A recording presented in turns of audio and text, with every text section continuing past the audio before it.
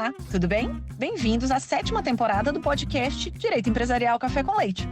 Esse é o podcast perfeito para quem busca conhecimento jurídico durante a correria do dia a dia. É a sua biblioteca em áudio gratuita, repleta dos principais textos e autores do direito empresarial no Brasil. Eu sou Amanda Taide, mineira e cruzeirense na origem, com passagem em São Paulo, e candanga e fluminense de coração. Casada, mãe do Pedro de quase 6 anos. Pedro, Tails, Sonic. Do Lucas de 4 anos. Lucas, Knuckles, Sonic, Eggman. E tutora do Vira-Lata Farofa. Sou professora doutora da UNB dos cursos de Direito Empresarial, Concorrência, Comércio Internacional e Compliance. E consultora do Pinheiro Neto Advogados nas mesmas áreas. Este é um podcast simples, curto e gostoso, como um café da manhã, mais rapidinho durante a semana. Em sua 7ª temporada, esse nosso podcast se reinventa, com a divulgação de um site inteiramente dedicado a esse projeto. No site, os episódios são organizados tematicamente, facilitando o acesso a temas como teoria da empresa, fundamentos do direito societário, sociedades limitadas, sociedades anônimas e muito mais. Pegue então a sua xícara de café com leite ou chá, seu tênis para fazer exercício físico ou seu fone de ouvido para ouvir no seu meio de transporte diário. Então, vamos comigo para a próxima xícara de café com leite?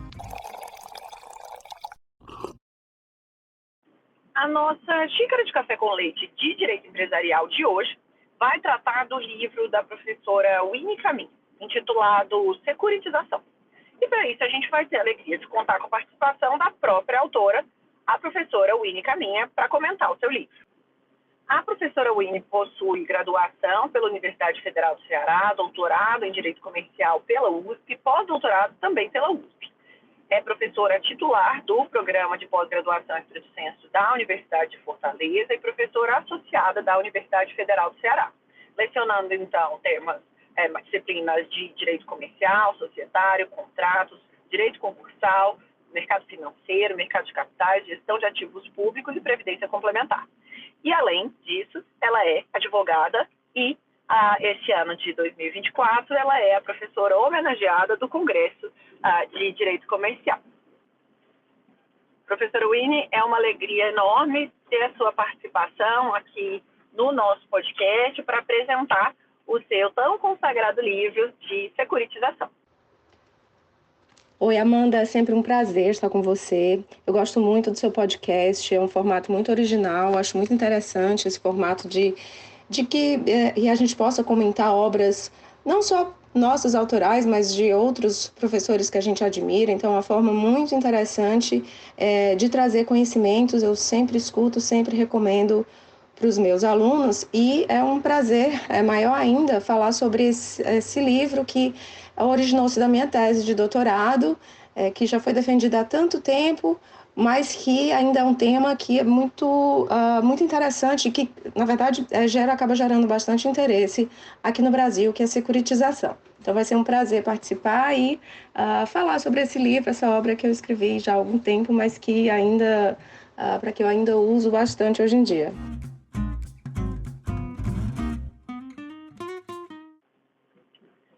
Professora Winnie, conta para a gente, então, como que esse tema da securitização chegou à sua vida, como que foi a escolha desse tema para o seu processo de escrita, e em que momento que você redigiu isso? Qual é o marco desse livro na sua trajetória? Amanda, que bom que você começou com essa pergunta, porque, na verdade, os meus primeiros contatos com a operação de securitização foram bem inusitados. Ainda antes de terminar a faculdade, eu estagiava em um fundo de pensão, que era a Caixa de Previdências dos funcionários do Banco do Nordeste, e em pouco menos de 6 meses eu tive contato, já em 94, com algumas operações de securitização, que eram muito raras aqui no Brasil. Uma que é bem emblemática, que é de uma varejista, que eu não sei se os teus ouvintes vão ter idade para lembrar, que era a Mesbla Mapping, né, que os dois varejistas que já não existem mais, e havia já uma operação, foi pioneira, de securitização de recebíveis de cartão de crédito. E o fundo de pensão no qual eu estagiava, ele detinha uma debênture subordinada dessa securitizadora que se chamava Mesbla Trust. Então, eu tive que estudar aquilo, porque na época o meu chefe também não sabia do que se tratava, na verdade pouca gente sabia, e eu fui procurar referências nos Estados Unidos, na verdade, para entender como que o fundo de pensão ia recuperar seu crédito dessa debênture e que, graças a Deus, deu tudo certo. Logo em seguida, houve um novo investimento do fundo em uma operação de securitização, dessa vez dos recebíveis da construção de um colégio aqui no Ceará. Então, eu, na verdade, não tinha tido interesse acadêmico na operação, mas trabalhava no meu dia a dia. Então, o que acontece é que, concomitantemente, quando eu já estava no meu último ano de faculdade, eu já comecei a pesquisar temas para um possível mestrado. Na época, o meu orientador, o professor Francisco de Assis Bonfim Viana, ele tinha contato com a professora Raquel Stein, aqui na USP. Eu me graduei na Universidade Federal do Ceará, né? E eles tinham sido colegas de doutorado. E ele me recomendou. Eu fiz um projeto, na época, sobre contrato de franquia. Na entrevista que eu fui fazer com a professora Raquel, ela disse que não gostava daquele tema, que era muito batido, que era muito sem graça. E eu meio que entrei em pânico, porque eu tinha que entregar esse projeto, eu tinha ido para São Paulo só para essa entrevista, e eu tinha que entregar o projeto até o dia seguinte para me inscrever. E aí, ela perguntou se eu não tinha mais nenhuma ideia, e a primeira coisa que me ocorreu foi securitização. Ela amou, achou maravilhoso e tudo, só que eu tive uma noite para escrever o projeto todo. Então, foi bem desafiador, mas valeu a pena. E eu consegui escrever o projeto, fui aprovada na seleção, e aí pude trabalhar com esse tema durante toda a fase do meu doutorado.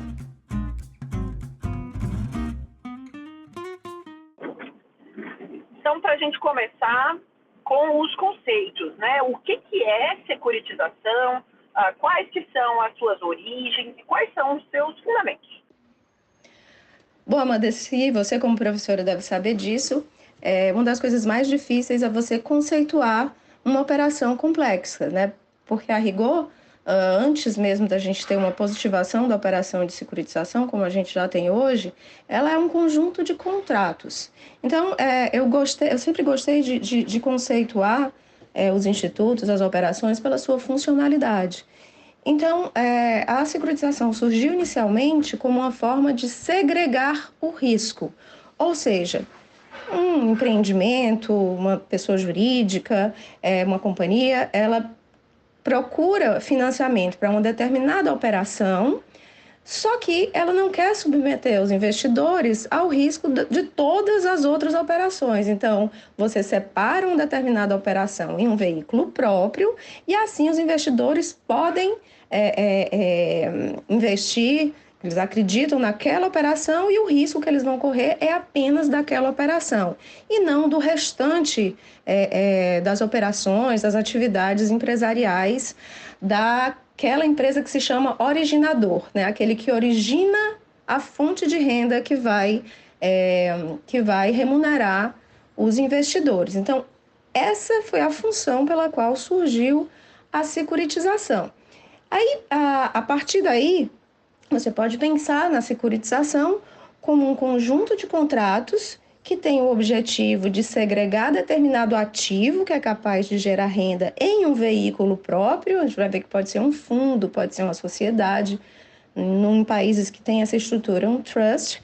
E esse veículo próprio, ele vai emitir títulos, e daí vem o nome security, já eu falo sobre isso, vai emitir títulos que podem ser adquiridos por investidores. Com a renda oferida junto aos investidores, esse empreendimento vai ser realizado e aí, a partir da geração de riquezas por esse empreendimento, esses investidores vão ser remunerados. Então, basicamente, isso é uma securitização. Essa palavra, né, que em português a rigor não existe, mas que já foi incorporada ao vocabulário de mercado, ela vem do inglês security, que pode querer dizer valor mobiliário, mais próximo da gente para valor mobiliário. E mesmo no inglês, ela é um neologismo, ela foi inventada na década de 70 para dizer que eu estou transformando um ativo ilíquido, como, por exemplo, renda oriunda de aluguel, renda oriunda de financiamento imobiliário, e essas foram as primeiras os primeiros lastros de securitização. E eu transformo isso em securities, ou seja, em valor mobiliário. Eu mobilizo riqueza tendo como lastro um determinado ativo, pode ser corpóreo ou incorpóreo, e aí eu securitizo, ou seja, eu transformo em security, de forma que o investidor pode comprar e, eventualmente, a depender do tipo de empreendimento, inclusive negociar no mercado secundário, ou seja, vender para outras pessoas, né? A origem dessa operação se dá no mercado imobiliário americano, né? O mercado imobiliário sempre é um setor que necessita de financiamento. Aqui no Brasil, a gente tem uma tradição muito de se utilizar de recursos vinculados, né? Já que, por exemplo, se usa os recursos do FGTS, da caderneta de poupança, de repasses públicos e muito pouco recursos privados. Nos Estados Unidos, essa operação veio exatamente com o intuito de trazer o setor privado para o setor do financiamento imobiliário. Eles têm essa tradição de mercado de capitais e aí existiam agências públicas específicas que faziam essa securitização. E, logo, obviamente, que como a operação é relativamente segura, né, se você tiver uma boa avaliação dos ativos lastro, e eu não sei se você vai me perguntar sobre a crise de 2008, porque aconteceu exatamente nesse mercado, ela é uma operação que tem um ativo subjacente, um lastro, né, não é exatamente uma garantia, mas seria funcionalmente uma garantia, que é um imóvel, ou uma renda oriunda de imóvel, né? Então, foi aí a origem da securitização, exatamente procurando vincular determinada emissão de valores mobiliários a um ativo específico, e aí o investidor avalia se aquele ativo é bom, se é ruim, se ele confia naquilo ou não.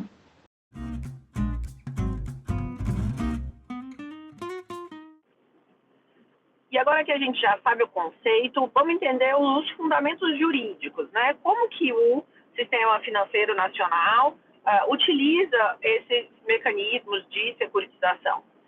De que forma que esse mecanismo reorganiza, portanto, a distribuição do risco no mercado?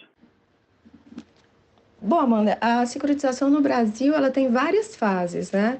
Ela teve uma introdução no nosso mercado de maneira bem diferente dos Estados Unidos. E posso te dizer que ela iniciou aqui como uma operação atípica. Você não tinha essa palavra. Na verdade, a primeira menção na legislação brasileira sobre securitização é uma operação super restrita, que é a securitização de exportação. Mas é um modelo muito específico e ela estava regulada apenas em uma resolução do Conselho Monetário Nacional, ou seja, a gente não tinha legislação e, como eu te disse, é uma operação muito específica de câmbio, parecida com um adiantamento de contrato de câmbio, mas que realmente não tinha como a gente usar aquela resolução para operar em outros mercados, porque é bem específica. Então, as primeiras operações de securitização no Brasil, na década de 90, elas foram baseadas nos contratos que a gente já tem, né? Então, era cessão de crédito, endosso, emissão de valores mobiliários, constituição de companhias. Então, é um conjunto de contratos, até no meu livro eu uso a figura do professor Ascarelli do negócio indireto, né? Então, a rigor, como a gente não tinha operação positivada, eram utilizados os mecanismos que já existiam no Brasil. E aí, do ponto de vista legal, de lei, a primeira que nós tivemos foi a Lei 9.514, que regulou o sistema financeiro imobiliário.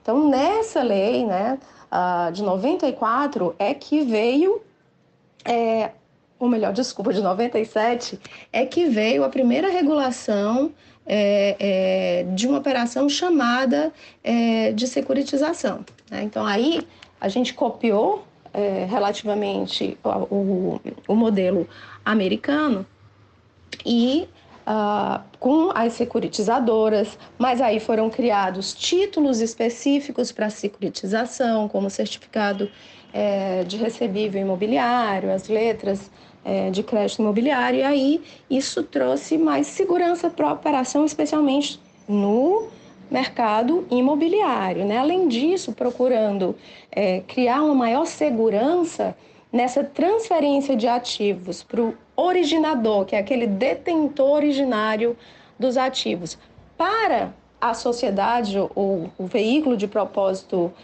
específico, que no caso era a companhia securitizadora imobiliária, né, para que uma eventual insolvência ou algum outro tipo de regime concursal de dificuldade financeira do originador não eventualmente abarcasse esses créditos que foram cedidos e que, portanto, serviam de lastro para a emissão de valores mobiliários, tem que dar mais segurança para o investidor. Então, a própria legislação traz a criação específica da companhia securitizadora, o reconhecimento dessa transferência de ativos, como o que se chama nos Estados Unidos, mas que usou muito aqui durante o tempo em que não houve essa controvérsia, a true sale, né? Eu estou realmente transferindo, portanto, ainda que venha a ocorrer uma insolvência do originador, aquela transferência ela é válida, ela é eficaz. Hoje a gente está mais tranquilo porque a própria Lei 11.101 de 2005 reconhece as securitizações como operações legítimas, sendo que não há essa consolidação entre os ativos, claro, a não ser em casos de fraude, essa consolidação de ativos entre o originador e a securitizadora. Então, a gente passou por essa fase em que foi reconhecida a securitização imobiliária. Em seguida, muito importante, foi a criação dos FDICs, dos fundos de investimento em direitos creditórios, que são mecanismos, são instrumentos de securitização não societários, um fundo de investimento, mas que também se presta a esse papel, de um lado, de captar recursos de investidores por meio da venda de suas cotas para aquisição de direitos creditórios de vários mercados, de vários setores da economia, para poder, de um lado, fornecer crédito fora do sistema financeiro tradicional às empresas que originam esses créditos e, por outro, oferecer uma opção de investimento também baseado em um ativo diferente, não um ativo financeiro puro, mas um direito creditório aí que pode vir do varejo, da construção civil ou de qualquer outro setor de serviço, cartão de crédito, o que quer que seja. Então, o FDIC, o surgimento dos FDICs também foi um marco na securitização. Depois, outro setor que teve uma legislação específica foi do agronegócio, muito parecida com a legislação da securitização imobiliária. Até o nome dos títulos, é certificado de recebíveis do agronegócio, as letras do agronegócio, também vieram criar as securitizadoras do agronegócio para esse setor. E mais para frente, eu sei que você vai provavelmente me perguntar sobre isso, houve regulações novas por parte do órgão regulador da CVM, da Comissão de Valores Mobiliários, e também aí uma lei, que é do ano passado, retrasada, já está em 2024, que acabou ficando conhecida como Marco Legal da Securitização.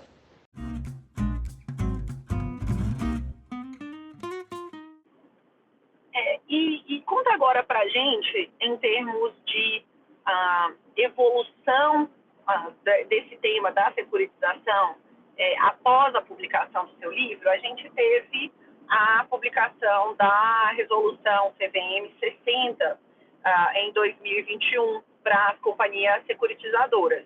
A securitização se enquadraria, então, como uma operação de shadow banking? Qual que é a sua opinião a respeito desse tema? Bom, Amanda, eu vou separar a tua pergunta em duas partes. Com relação à resolução 60, na verdade, ela revogou a resolução, instrução. Eu não me acostumo com essa história de resolução, Eu chamo de instrução ou de resolução, mas tudo bem. A instrução CVM 414, que é de 2004. Essa instrução, ela tratava das securitizadoras imobiliárias. Ela foi posteriormente alterada em 2008, e a resolução 60, ela meio que consolida a securitização em distintos tipos de direito creditório. Porque a securitização, ela pode ter por ativo lastro recebíveis de qualquer natureza, a rigor. não existe uma regra. Claro que inicialmente nós tivemos regras positivadas sobre a securitização imobiliária, do agronegócio, a de exportação. Então, na verdade, o que a Resolução 60 fez foi criar uma regra geral para todas as securitizadoras. Então, o que vem nessa regra? São as regras relativas ao registro como companhia junto à CVM das securitizadoras. Então, só quem se submete, obviamente, a essa regra, a essas regras que estão na Resolução 60, são aquelas securitizadoras que emitem títulos para distribuição pública, que aí cai exatamente na competência da Comissão de Valores Mobiliários. Então, a rigor, as companhias securitizadoras que emitem para o mercado, em distribuição pública, elas são companhias abertas, mas a CVM achou por bem, eu acho interessante, elas terem uma regra específica, não que não se apliquem a elas as regras de todas as outras companhias abertas, no que for compatível com essa norma específica. Então, existem categorias especiais de registro, como, por exemplo, para aquelas que são sociedades de propósito exclusivo e vão fazer uma única emissão, para aquelas que só emitem sujeitas ao regime fiduciário, que aparta patrimônio, e as outras que emitem de maneira regular, de maneira ordinária. Então, a rigor, a Resolução 60 o que faz é regular o registro das companhias securitizadoras, ou seja, daquelas sociedades que são constituídas com o propósito de receber o ativo que vai servir de lastro e de emitir os títulos que vão ser adquiridos pelos investidores. A segunda parte da tua pergunta é se eu considero que essas securitizadoras ou que a securitização poderia se classificar como shadow banking. Bom, esse é um tema muito delicado no Brasil e eu vou te explicar por quê. Bom, para talvez os seus ouvintes que não saibam o que significa shadow banking, a tradução livre seria um sistema bancário nas sombras, alguma coisa escondida. Então, isso só faz sentido em algum lugar que o sistema financeiro não seja suficiente, O nosso sistema financeiro tem mudado nos últimos anos, na última gestão do Banco Central, mas ele ainda é muito concentrado. Há pouca concorrência no nosso sistema financeiro por uma série de fatores, inclusive regulatórios. É só há pouco tempo que nós estamos admitindo outras formas de concorrência no sistema financeiro, como as fintechs, as empresas simples de crédito. Então, é normal que os empresários e até as pessoas naturais procurem outras formas de financiamento. E isso não vem de agora, Eu mencionaria as sociedades de fomento mercantil, as factorings, que não são instituições financeiras, as securitizadoras, que não são instituições financeiras, os fundos de investimento em direitos creditórios, que não são, a rigor, instituições financeiras. Então, faz sentido que exista alternativas ao sistema financeiro tradicional, especialmente em um mercado como o nosso, que é concentrado. O crédito no Brasil é muito caro, é concentrado, ele é inconsistente, Ora você sequer tem crédito ofertado. Então, faz todo sentido que exista meios alternativos, seja meios de financiamento fora do sistema financeiro, alternativos desse sistema financeiro tradicional. Nesse sentido, pode se chamar de shadow banking, mas quando se fala em shadow banking parece uma coisa escondida ou ilegal. Bom, as securitizadoras, assim como as factorings e os fundos de investimento em direito creditório, eles têm sua posição no mercado e são importantes, claro, desde que a atividade exercida de maneira adequada e regular para o financiamento de empresas. Então, realmente é uma forma alternativa fora do mercado financeiro tradicional de financiamento para empresas.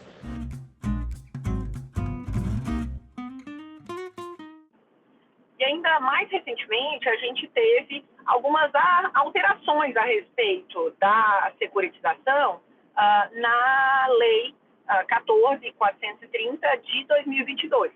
Conta para a gente, então, qual que é o objeto dessa lei, quais foram as principais alterações que foram realizadas no regime de securitização e qual que é a sua opinião a respeito dessas mudanças? Foram positivas, foram negativas? O que ainda pode melhorar?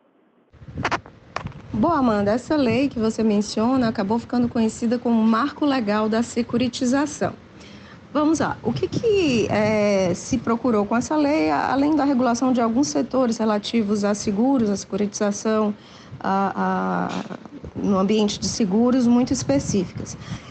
Procurou-se criar uma legislação geral sobre qualquer securitização, né? Como havia mencionado antes, primeiro positivou-se por meio de lei a securitização imobiliária, depois nós tivemos a securitização do agronegócio, a criação por meio de resolução, na época ainda do Conselho Monetário Nacional, dos FDICs, em seguida regulado pela CVM.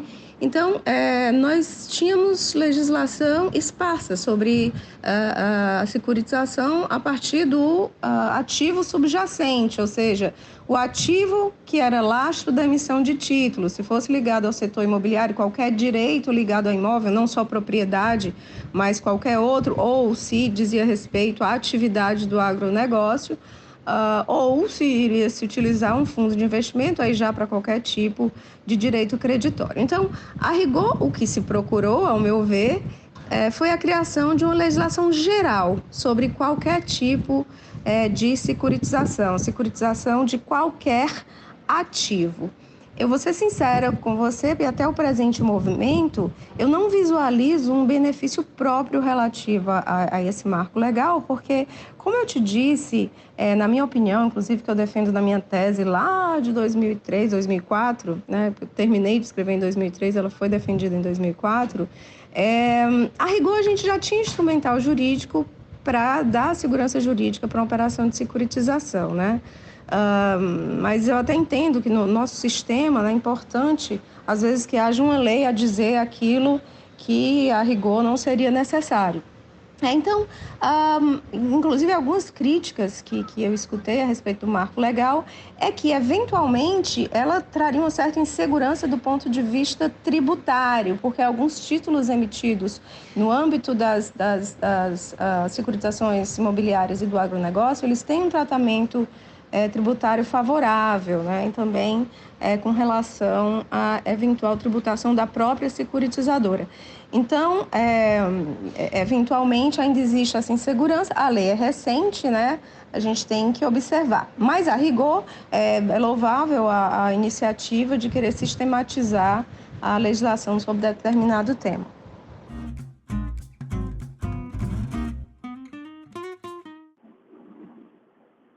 E agora uma pergunta mais ampla, o que mais, caso você queira comentar alguns outros trechos do seu livro, que eu não tenha feito perguntas específicas, conta pra gente um pouquinho mais a respeito dos argumentos que você traz, para a gente poder entender todas as nuances aqui da sua obra.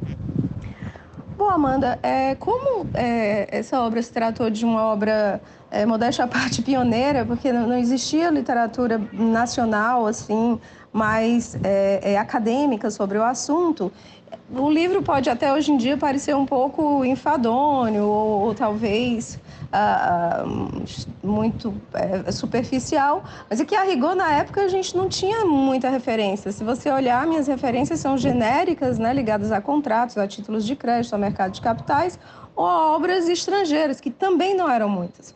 Mas o que eu gostei do meu trabalho, e é uma coisa que eu posso até deixar como recado aí para os doutorandos, os acadêmicos, aí, seus eventuais orientandos, é que eu não confirmei minha tese, né? Assim como muitos estudantes hoje, eu digo, os candidatos a doutorado, a gente procura sempre comprovar a nossa tese, né? E eu não comprovei a minha, porque eu queria propor uma legislação que trouxesse segurança jurídica, porque, na minha ideia, não havia, naquele momento, segurança jurídica para essas obrigações.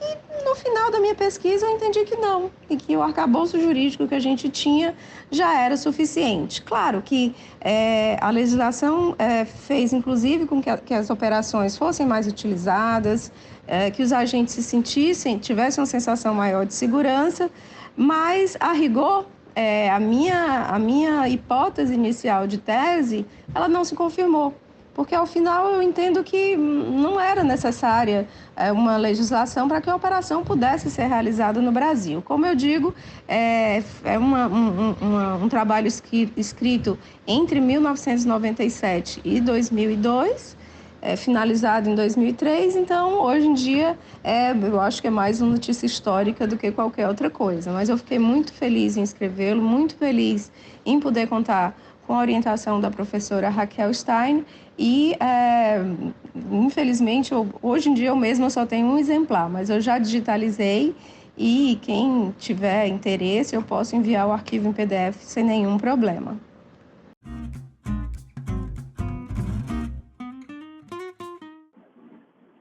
Por fim, professora Winnie, uma pergunta dessa 7ª temporada. Conta pra gente, então, em termos de literatura, algum livro que você tenha lido, que tenha marcado você, a sua trajetória, e conta em especial por que ele te marcou tanto? Essa é uma pergunta muito difícil, porque existem alguns livros que marcaram muito a minha vida e pode até parecer estranho que eu, na vida acadêmica, escreva sobre aspectos tão pragmáticos do direito, mas o meu gênero preferido é literatura fantástica. Então, existem alguns livros que marcaram muito a minha vida.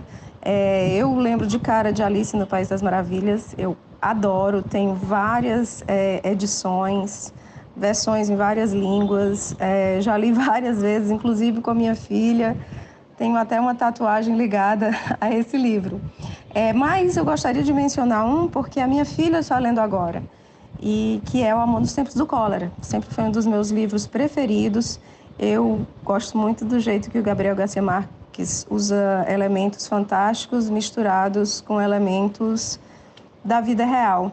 E eu fiz questão de conhecer a Colômbia, conhecer Cartagena por causa desse livro, e eu realmente adoro. Por que eles me marcaram? É difícil eu dizer um elemento. Por algum motivo, eu gosto muito da maneira como foram escritos, eles me tocam muito e, como eu disse, é contraintuitivo achar que eu gosto desse tipo de literatura, mas é, sem sombra de dúvidas, o meu gênero preferido.